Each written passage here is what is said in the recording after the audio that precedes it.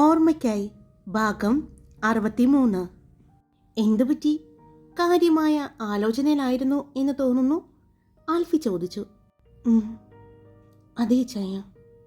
എന്തുപറ്റി? കാണണോ അയാളെ? ആൽഫി ചോദിച്ചതും എന്നൊരു മൂളലിൽ അവൾ തിരിഞ്ഞ് അവൻ്റെ നെഞ്ചിലേക്ക് ചേർന്നു. അയാള് ഒത്തിരി സ്നേഹിക്കുന്നുണ്ടല്ലേ ചായ? അമ്മു ചോദിച്ചതും ആൽഫി അവളെ തിരിച്ചു നിർത്തി. ആര്? അവളുടെ കണ്ണുകളിലേക്ക് നോക്കി ആൽഫി ചോദിച്ചു. അഗ്നിദേവ്.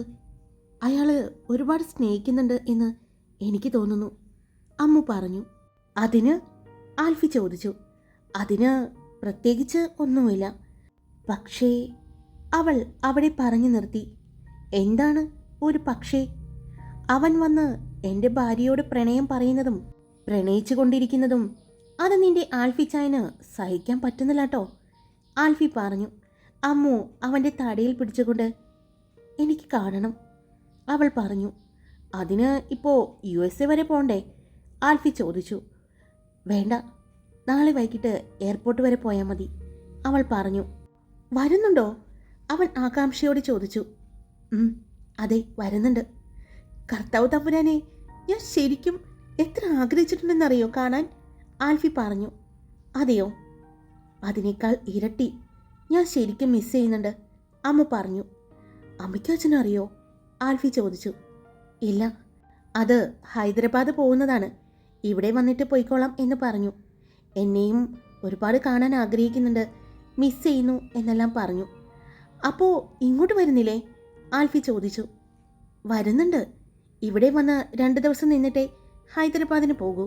പിന്നെ നമ്മുടെ വിവാഹത്തിൻ്റെ അന്നായിരിക്കും വരുന്നത്, അമ്മ പറഞ്ഞു. അതെയോ? എന്താ പെട്ടെന്ന്? അവിടുത്തെ ആവശ്യങ്ങളെല്ലാം കഴിഞ്ഞോ? കഴിഞ്ഞു, അതുകൊണ്ടാണ് വരുന്നത്. ഇനി അങ്ങോട്ട് ഒരു തിരിച്ചുപോക്ക് ഉണ്ടാകില്ല. പിന്നെ നമ്മുടെ വിവാഹത്തിന് ശേഷം ഇവിടെ ഉണ്ടാകും, അമ്മ പറഞ്ഞു. അതിൻ്റെ സന്തോഷത്തിലാണോ, അല്ലെങ്കിൽ അച്ഛൻ്റെയും അമ്മയുടെയും സ്നേഹം കുറയുമോ എന്നുള്ള സങ്കടത്തിലാണോ? ആൽഫി ചോദിച്ചു. ഇല്ല, അങ്ങനെയൊരു സങ്കടം എനിക്കില്ല, അമ്മ പറഞ്ഞു. എന്നാ പിന്നെ എൻ്റെ സങ്കടം ഒന്ന് മാറ്റിത്തരാൻ പാടില്ലേ? അവൻ പറഞ്ഞതും അവൾ അവൻ്റെ മുഖത്തേക്ക് നോക്കി. ഇച്ചായന് എന്താ സങ്കടം, അവൾ ചോദിച്ചു. എൻ്റെ സങ്കടം 2 ദിവസമായിട്ട് തീർത്തിട്ടില്ല, അവൻ പറഞ്ഞു. അവൾക്ക് കാര്യം മനസ്സിലായതുപോലെ അവൾ അവൻ്റെ കവളിൽ ഒരു കുത്തു കൊടുത്തു. ഇതിന് മാത്രം ഒരു കുറവുമില്ല. ദേ, ഞാനൊരു കാര്യം പറഞ്ഞേക്കാം.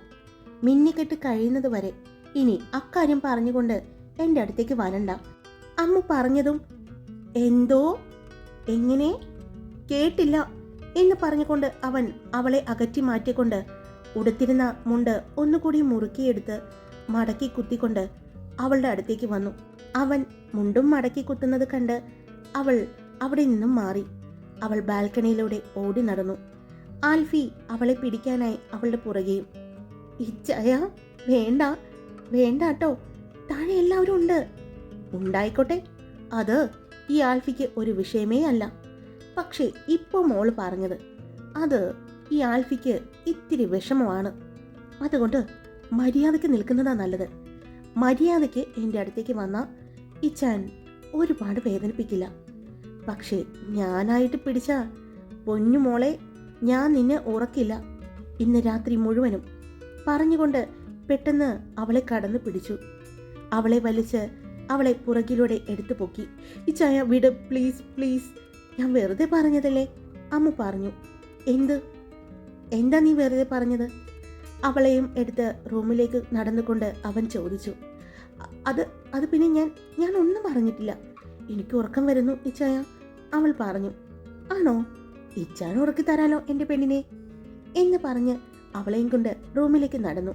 റൂമിലേക്ക് കടന്ന് ബാൽക്കണി ഡോറ് കാലുകൊണ്ട് അടച്ചതിന് ശേഷം അവൻ അവളെയും കൊണ്ട് ബെഡിനടുത്തേക്ക് വന്നു. അവളെ ബെഡിലേക്കിട്ടു.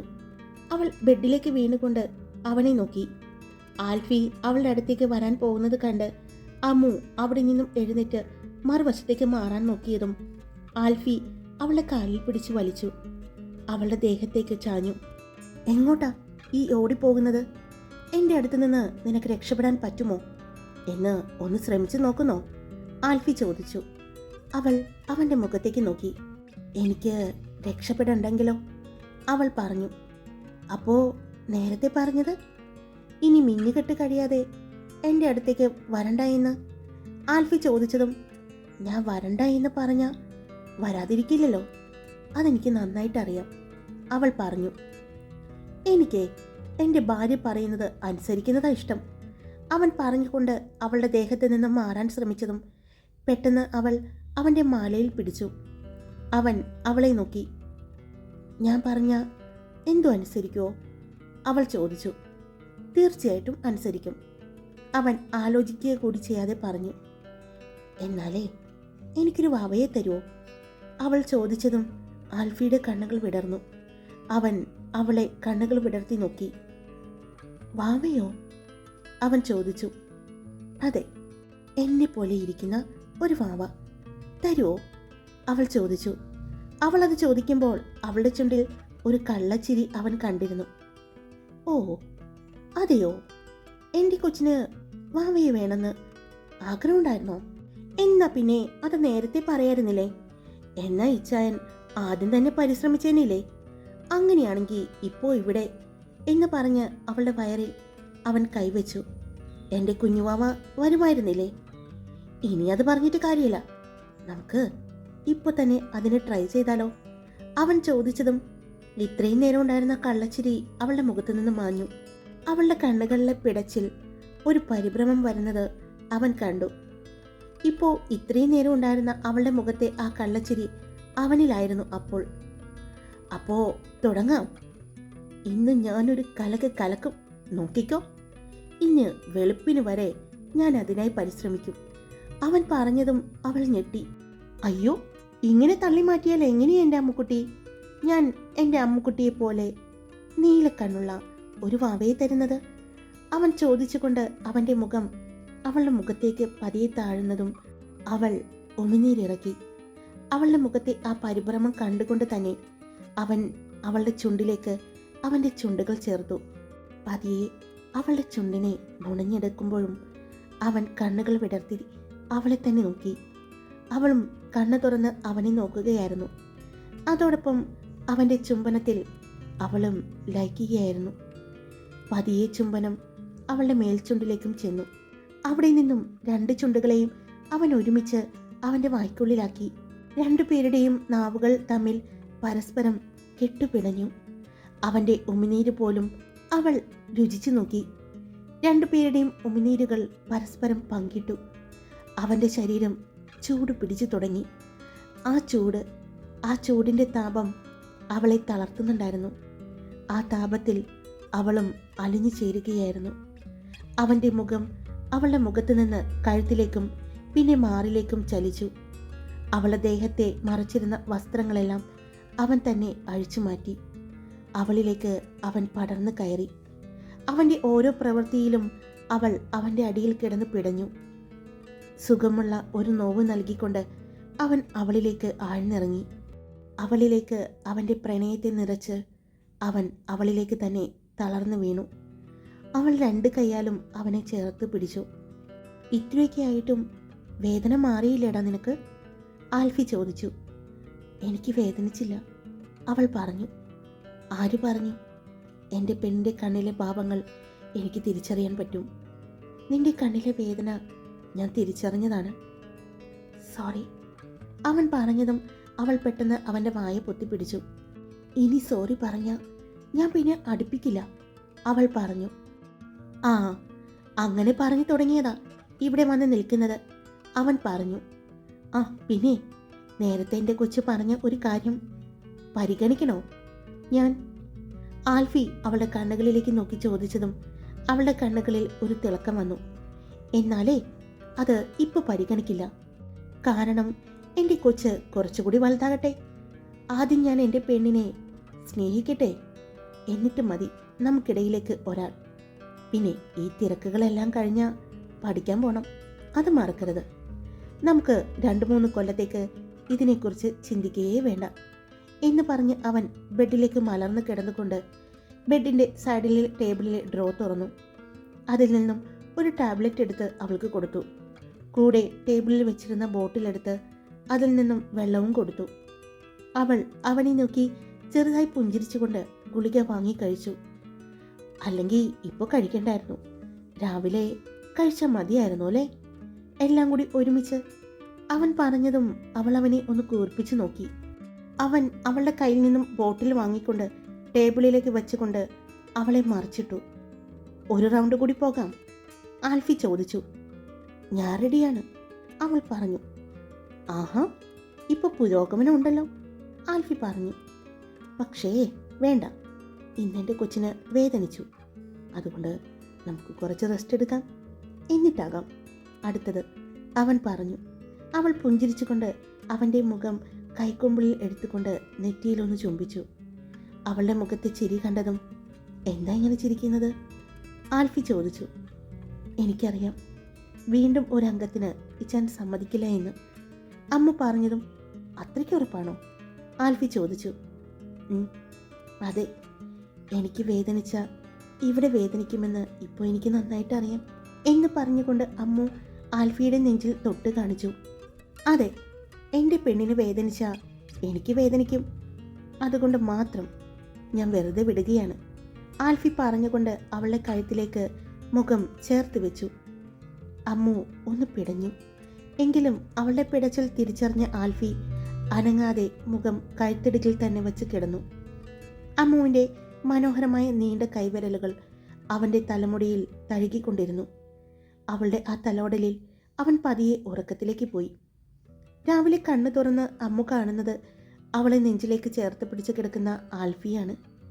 ഗുഡ് മോർണിംഗ് ഇച്ചായ, അവൾ പറഞ്ഞു.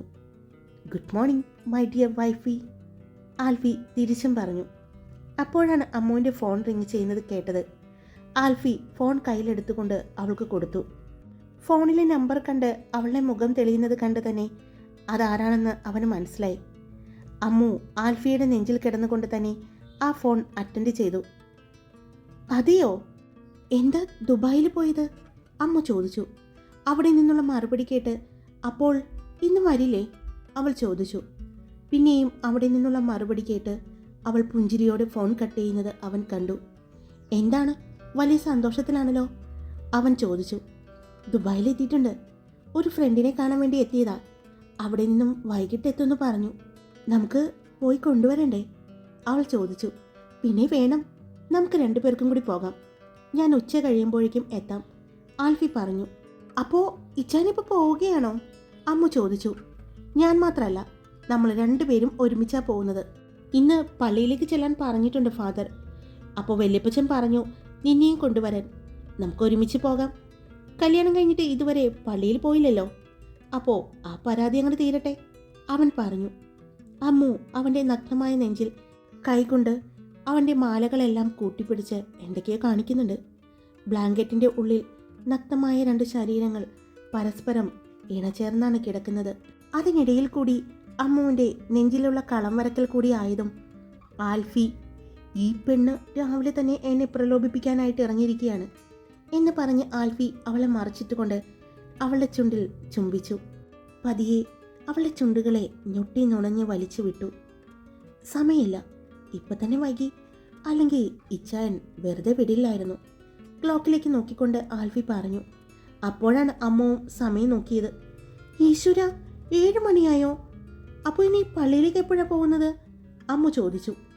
വേഗം കുളിച്ച് ഫ്രഷായിട്ട് വാ, നമുക്ക് വേഗം പള്ളിയിലേക്ക് പോകാം, ഇന്ന് സൺഡേ ആയതുകൊണ്ട് നല്ല തിരക്കുണ്ടാകും, എൻ്റെ കൊച്ചിനെ കാണാൻ ഒരുപാട് പേര് കാത്തിരിക്കുന്നുണ്ട് അവിടെ, ആൽഫി പറഞ്ഞു.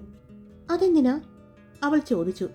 പിന്നെ ആൽഫ്രഡ് സാമുവൽ നരിക്കുന്നേലിൻ്റെ പെണ്ണിനെ കാണാൻ എല്ലാവരും ആഗ്രഹിക്കില്ലേ, അവൻ പറഞ്ഞു. ഓ അങ്ങനെ, എന്നാ പിന്നെ കാണിച്ചു കൊടുത്തേക്കാം അല്ലേ ഇച്ചായ, അവൾ ചോദിച്ചു. അല്ല പിന്നെ, വേഗം പോയി റെഡിയായിട്ട് വാ എന്ന് പറഞ്ഞ് അവൻ ബ്ലാങ്കറ്റ് മാറ്റാൻ പോയതും അമ്മു ആ ബ്ലാങ്കറ്റിൽ കയറി പിടിച്ചു. ഇച്ചായൻ ചെന്ന് ആദ്യം ഫ്രഷായിട്ട് പുറത്തേക്ക് പോ, അതിനുശേഷം ഞാൻ എഴുന്നേറ്റോളാം, അവൾ പറഞ്ഞു. അവൾക്ക് എഴുന്നേൽക്കാൻ നാണമായതുകൊണ്ടാണ് എന്ന് മനസ്സിലായതും ആൽഫി, അത് വേണ്ട, നമുക്കേ സമയം കളയാനില്ല, വെള്ളവും അധികം കളയാൻ പാടില്ല എന്നല്ലേ പറയുന്നത്, പിന്നെ കറണ്ടും അധികം കളയാൻ പാടില്ല, വൈദ്യുതിയും വെള്ളവും എല്ലാം മൂല്യമാണ്, അതുകൊണ്ട് നമുക്ക് ഒരുമിച്ച് കുളിക്കാം എന്ന് പറയുന്നതോടൊപ്പം തന്നെ ബ്ലാങ്കറ്റും എടുത്തു മാറ്റി അവൻ അവളെയും രണ്ട് കയ്യിൽ കോരിയെടുത്തുകൊണ്ട് വാഷ്റൂമിലേക്ക് നടന്നു. ഹായ്, എല്ലാവരും സുഖമായിട്ടിരിക്കുന്നു? ഞാൻ സുഖമായിട്ടിരിക്കുന്നു. അപ്പോൾ സ്റ്റോറി ഇട്ടിട്ടുണ്ടേ. സ്റ്റോറി ബോറാവുന്നുണ്ടെങ്കിൽ ഒന്ന് കമൻറ്റ് ചെയ്യണേ. നിങ്ങളുടെ അഭിപ്രായങ്ങൾ എന്തായാലും ഞാൻ സ്വീകരിക്കും. അപ്പോൾ അതിനനുസരിച്ച് മാറ്റങ്ങളും വരുത്താൻ ഞാൻ ശ്രമിക്കാം. അപ്പോൾ ഇഷ്ടപ്പെട്ട ലൈക്ക് ചെയ്യാനും നിങ്ങളുടെ അഭിപ്രായങ്ങൾ കമൻറ്റ് ചെയ്യാനും സബ്സ്ക്രൈബ് ചെയ്ത് കേൾക്കുന്നവരുണ്ടെങ്കിൽ സബ്സ്ക്രൈബ് ചെയ്യാനും മറക്കല്ലേ. Love you all. It's me Karthika.